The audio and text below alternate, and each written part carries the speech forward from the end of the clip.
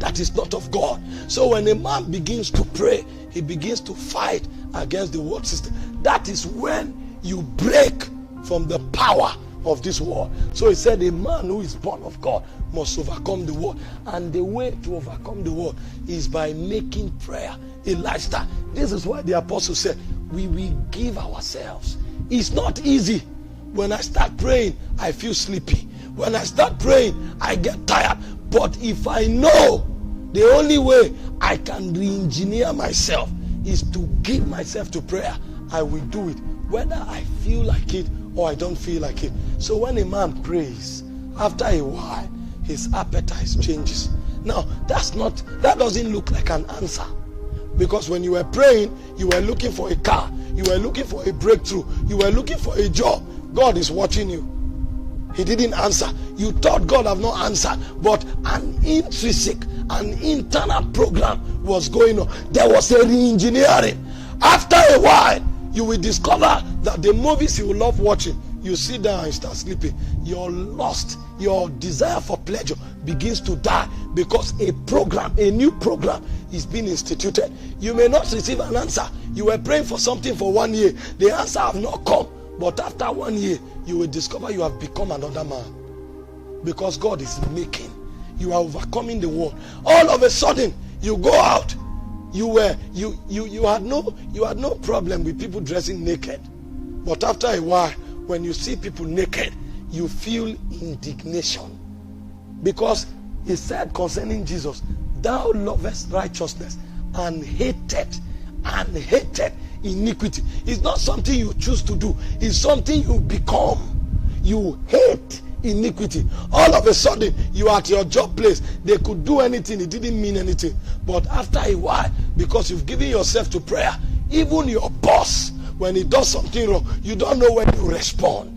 And you talk against it. You begin to become offended at the world system. You could blend with the world system before. You could manage the world system before. But a point came. Prayer made you to become another man. Because what it does for you is that it makes you become a citizen of another kingdom. You become a citizen of heaven. So anything that is alien to heaven you become irritated by it. You become offended at it. You didn't ask for it, but while you were praying, you were migrating. You were entering Zion. You didn't know. It's like the tabernacle of the Old Testament. You see that in Hebrews chapter 9, Exodus 25 and 26. You know, when you enter the outer court, in the outer court, the light of the outer court is the sun. So everybody can mingle there. The sinner can come there. The normal man can come there. The average believer can come there, because all of us are powered by the sun. What motivates us is the information we get on Facebook, is the information we get on Instagram. So everybody can receive news from Facebook. You can receive news from BBC. You can receive news from VOA. And so we are managed, we are enculturated by the sun. So the secular artist, all of us can listen to the secular artist and we feel good. And then you ask the brother, is it a sin? He said, no, it's not a sin. It's not a sin. Yes, no problem. The thing is that you are powered by the sun. So the things that appeal to the world appeal to you. The things that the world enjoy, you also enjoy. But when you journey deep, you come into the inner court. In the inner court, the sun doesn't shine there. It is covered from the sun. It is the menorah that lightens the inner court. So all of a sudden, the things that appeal to the world no longer appeal to you. You didn't know that when you were praying, you were going deep into God.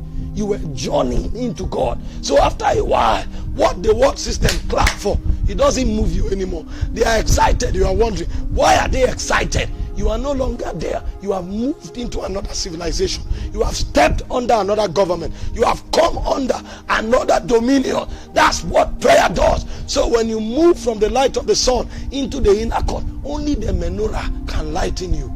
So when they are saying what they are saying, you can't understand them. You can't know them. You can't function with them. It's not your fault. You have been re-engineered. Your senses can no longer pick the rays of the sun. You only pick the rays of the menorah. And you don't even stop there. There's a place deeper. It's called the Holy of Holies. When you enter the Holy of Holies, you will discover that only the Shekinah illuminates the Holy of Holies.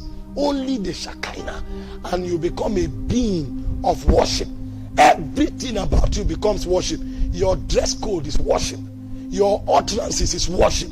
Everything you do becomes worship. In the outer court, you can do what you want because there is space.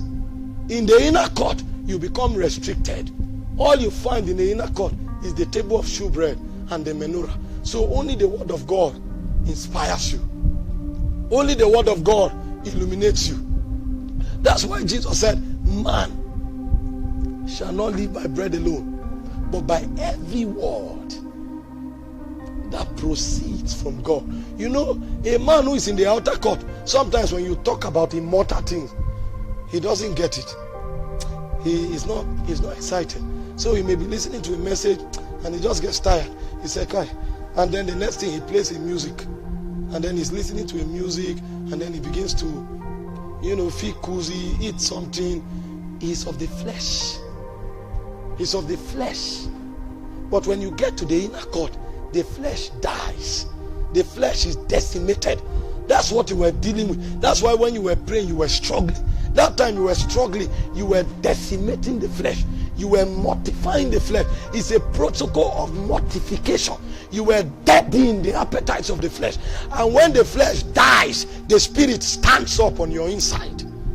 The spirit rises on your inside. And then you eat the word of God. That's when the word of God becomes sweet. Jeremiah said, "I did found thy word, and I ate them, and they became the joy and the rejoicing of my soul." That time, the external music doesn't move you anymore.